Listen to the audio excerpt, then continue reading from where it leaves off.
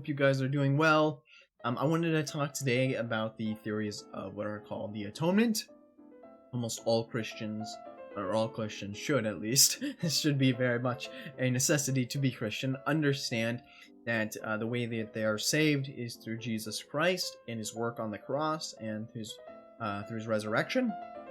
But few people, I think, really have a very mechanical or understand the process, the mechanism through which salvation is restored.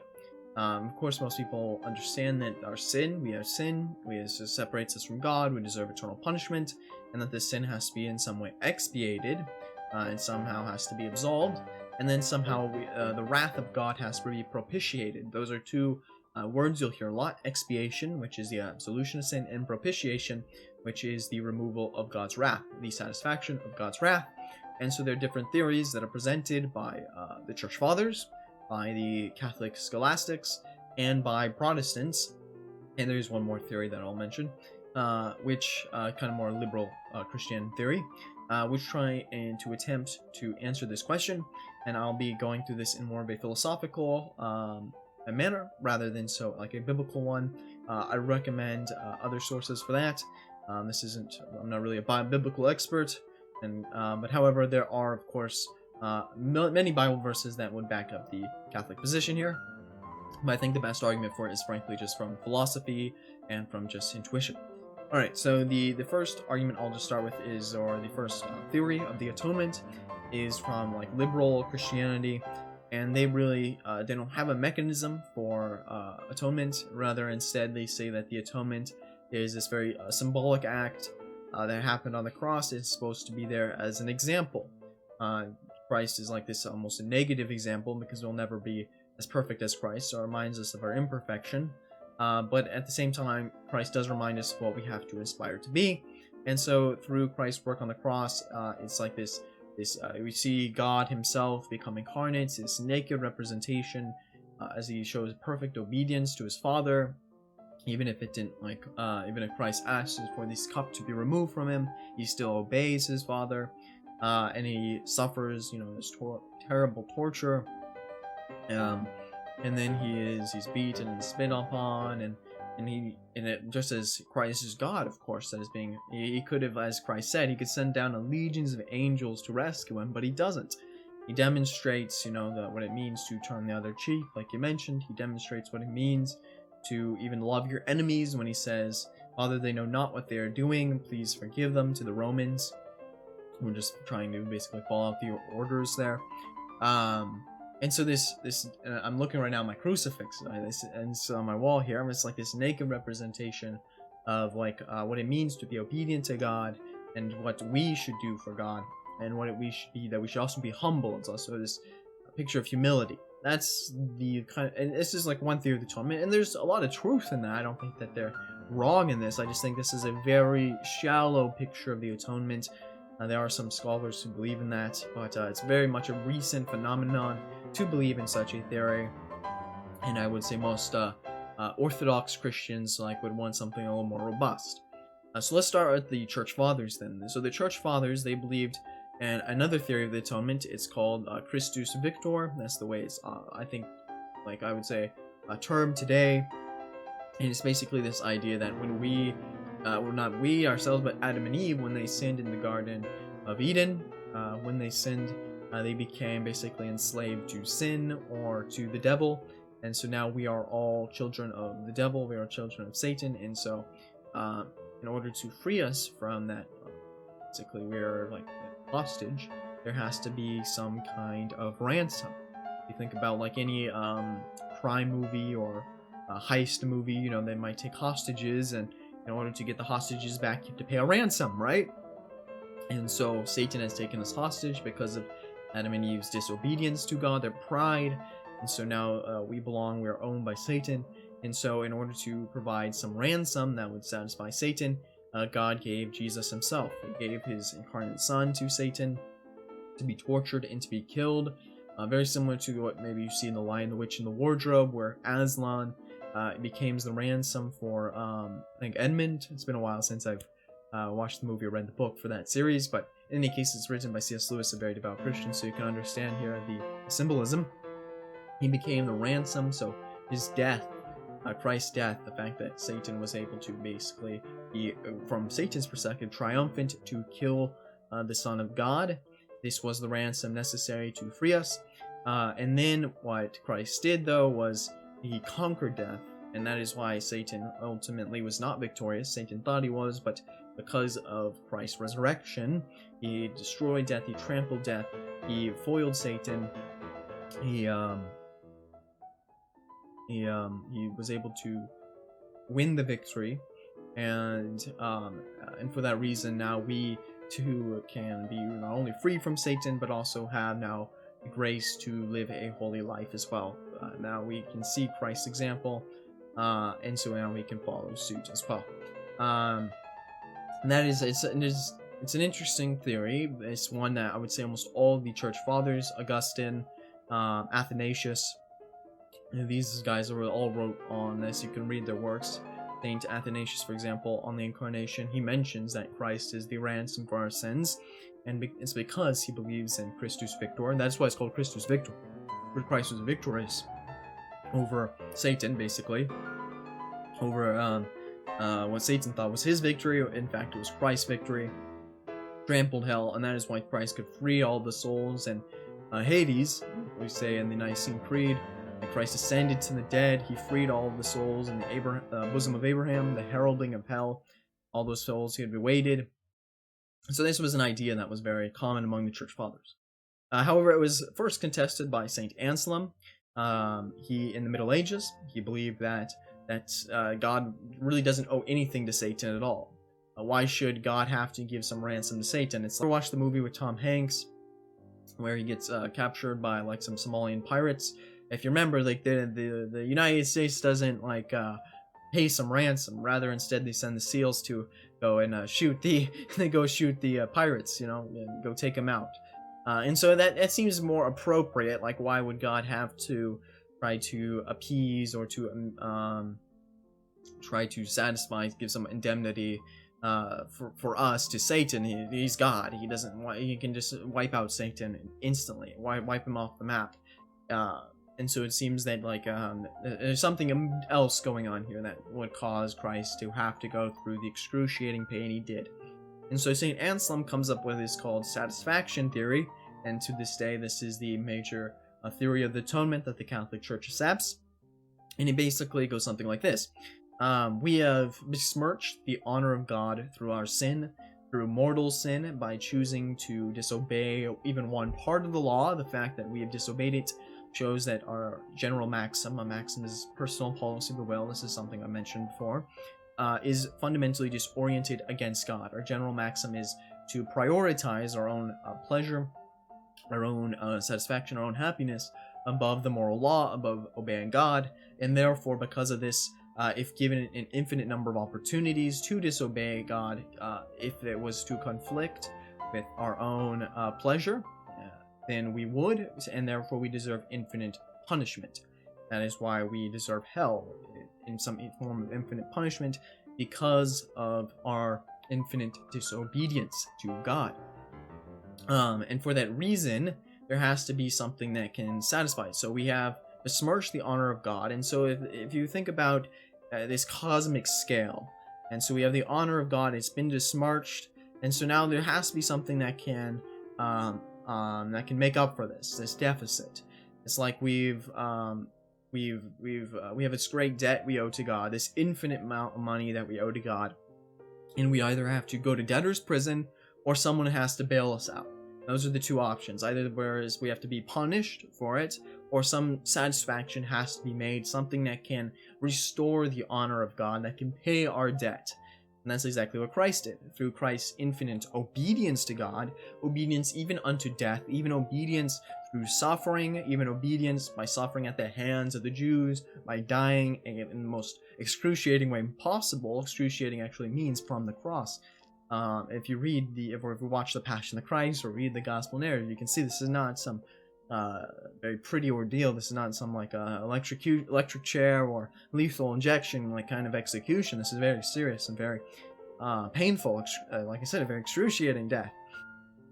And it's for that reason, the fact that Christ would to obey God to that extent that he was able to. It's like some great act of penance. It's this act of penance that Christ did, and so for that his infinite obedience, he was able to win all the merit. And so what we have is demerit. We have we've sinned. We deserve punishment, infinite punishment. And that Christ, he has won all the merit necessary to restore us, to basically pay for our debts, get us out of debtor's prison. And I think this is something that is very intuitive in Western law, theories of law. We see that we see examples in which family members have been able to, of course, bail out people who have gone to debtor's prison. That was something that happened like the 1800s. People who couldn't pay their debts went to debtor's prison, and someone in their family had to bail them out. Even to this day, people who go to prison and need to pay bail will usually call like a family member who can come and do that. And so someone who can be related to them will share some relation to these people who can bail them out. Which is why we say that God, or that Jesus rather, that Jesus, the incarnate God, incarnate person of the incarnate person, the second person of the Trinity, he is liable but not culpable. And what I mean by that is that Christ, he never committed a sin, and so he's not culpable for our sins. But because he became man, he shared in our humanity. That's just why Christ had to become man. He couldn't just become like an apparition. He had to actually become man. He had to suffer with us. He becomes liable for the sins of humanity. So that's why we say he's not culpable for our sins. He has no, like, the guilt is not there, but he becomes liable by sharing in the human family, the universal family that is the human species. And therefore he can pay for our debts. Therefore, just as like a family member, if I was to go to jail for some reason, like my dad or my mom could come and pay the bail. So too can Christ, since he shared in the human family, pay for my debt to God. Since I've besmirched the honor of God, and I have this infinite debt I owe, Christ can pay that debt, and so he can now balance the scales. And it's like a math equation. That's why I really like this understanding of atonement, is because it's like math. I tell my kids all this all the time in school, that whatever you do to one side of the equation, you have to do to the other side. If you divide by 1 on one side of the equation, you have to do that to the other side. If you subtract by 1 or multiply by -1 to one side of the equation, you have to multiply by -1 to the other side. You have to be able to balance these things out. And so by our infinite demerit, we require some infinite merit to balance out the cosmic scales so that God's justice can be met. And so the way our sins are expiated is through Christ basically paying for our debt, and then God's wrath is propitiated by the fact that we no longer owe him anything. Now we are free from sin, and therefore we no longer owe God anything. And so now instead, we can begin to share in the life of God. And of course, this process occurs through the sacraments. It begins to occur through baptism. And then we begin to also be able to share in sanctification. And so this is just basically the way in which we can be, the expiation can occur, or the propitiation is something that will occur throughout our entire life. And every time we attend Mass, we say that the Mass is a propitiatory sacrifice, because we are becoming more holy. We're sharing the life of God, and so the wrath of God is being propitiated. And even for other things that it does not apply to, that is to say, in our baptism, and even going to confession, like mortal sin is expiated, the sin that, as well as you could say the eternal punishment is expiated, but the temporal punishment, because not only have we besmirched the honor of God, but we've also disrupted the temporal world. There is a temporal harmony. Everything is in this harmony of nature. Everything has its natural place in the hierarchy of being, the hierarchy of life. And so there's this natural law that we've upset, and so there must be some correction there, and this is what we call the temporal punishment. And the temporal punishment has to be, on some extent, satisfied by ourselves, and so that is why we do penance. That is the theory there, and it explains why purgatory has to exist, because if we die with temporal punishment, but the eternal punishment has been expiated through Christ, we still have to have some way to make satisfaction to that through our own suffering our own punishments, so that we can become perfect. That is when the propitiation stops, is when we receive complete and total theosis. And that is when we can enter and receive the beatific vision, be with God. All right, and that happens on this earth through reception of Holy Communion, the sacraments, through prayer, fasting, etc. All right, the final view is the Protestant view. This was, I believe, started by Martin Luther, and then I think John Calvin and a lot of the Reformed thinkers really took off with this. And it was basically the notion that instead of God, or rather Jesus, trying to satisfy the punishment, he takes on the punishment for us. And so in the satisfaction view, it's either punishment, either you have to pay the debt or you get punished. In the Protestant view, it's called the penal substitutionary theory of atonement. Christ is the one who's going to take on the punishment. So there's just punishment. There's only punishment. Someone has to be punished. I've heard some interesting analogies. For example, I've heard someone say, imagine a father has two sons. The first son is very rebellious, and he hits a ball. He's playing baseball, and he hits a ball through the window, breaks the window, shatters it. Father's very upset. He says, "What's going on?" And then the other son, the son who didn't do it, the other son's very upstanding and perfect, says, I know he hit the ball through the window, but instead of spanking him, spank me instead. That's the idea, and it doesn't make that much sense to me. I'm going to be honest. Like, it makes a lot more sense that there needs to be satisfaction, but the idea that, the father just needs to spank someone, it's not how, it works. It's like, oh, I just need to spank someone. Oh, okay, you're going to be the one I spank? Okay. It sounds somewhat abusive, to be honest. And I know that's kind of a new atheist critique, but I can understand why some people would think that. So that is the Protestant view. And it basically says also there's two forms. There's Martin Luther's form, and he thought that it was through Christ's suffering on the cross that is the punishment that we deserve, is because Christ's physical and spiritual suffering as he was being crucified. But other Protestants have said, you know what, that doesn't cut it, because we deserve hell, and so Christ is going to have to suffer the same fate we did. He's going to have to suffer through hell.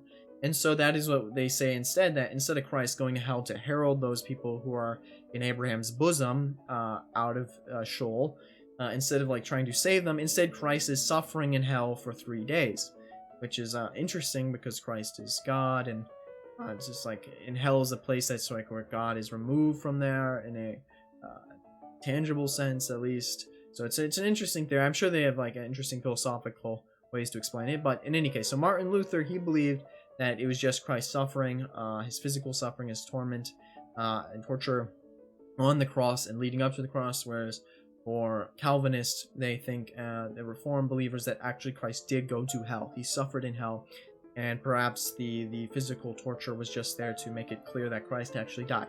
Which is, by the way, why the Christus Victor people think that Christ had to suffer in such a grotesque way, is because they said, oh, he needed to do that so it was obvious that he would be dead, and so that way it'd be even more triumphant when he rose again 3 days later. There wouldn't be any question that he had actually died. I imagine the Calvinists would say something similar. And so then Christ, he goes to hell. And now some people might say, okay. But it seems like Christ just spent a weekend in hell, though. It's okay, we have to spend all eternity suffering and torment, but Christ, he only spent 3 days? It's not the same. It's how can he be able to expiate all the sin if he just I was only in hell for 3 days? How did he take on that punishment? And how did he vicariously be able to do that? And according to William Lane Craig, he says that it's imagine a hangnail. If a hangnail, you have a hangnail on your toe or something like that, it's painful, right? And it could be a pain that lasts eternity. And so what he says is that instead of something like that, and that might be someone's hell is just something like a hangnail, instead Christ experienced all the pain, all the suffering, and in extreme intensity. And so instead of the intensity of the pain being moderate but then being extended for a eternity, instead the intensity of the pain is infinite, and the duration is temporary. So the duration is temporary, but the intensity of the suffering is infinite, and therefore it makes Christ look a lot. It does make Christ's sacrifice a lot more, valiant, and It's like, wow, Christ loved us that much that he would suffer an infinite intensity of pain in hell for 3 days. That is one of the benefits of that theory. I'll give them that. I will mention that the Thomas Aquinas differed with Anselm.